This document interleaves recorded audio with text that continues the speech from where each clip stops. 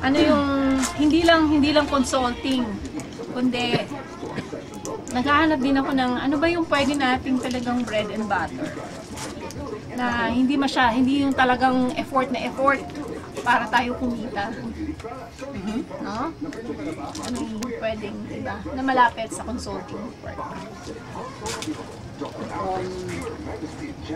One sample, ma'am. Hanap tayo ng Yes, project Gabriel. na suitable sa kanila and then they can give us at least management fee or a Tintin. Pwede rin.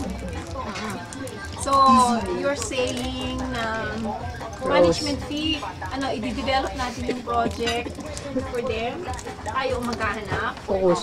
So that's already an idea that's being explored. Yung business development, talagang tayo ang mag-lead up. Ay, saan ako sa idea?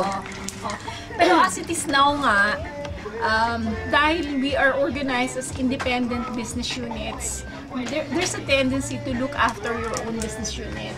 So yung cross-selling, hindi pa siya napopromote. So,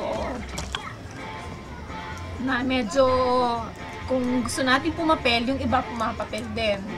Diba? Like what happened in China. Wala ko yung video. Tinignan yung mukha niyo. Ikaw sa likod ni Ma'am. Like what happened in China. I went out of my way. Diba? I went to China to establish talaga yung partnership natin, collaboration with the Beijing office. But it seems like iba yung kanilang attitude doon. They are not as receptive.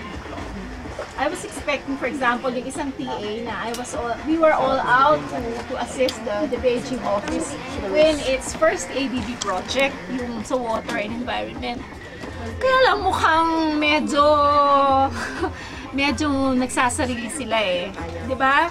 Yung they gave the proposal to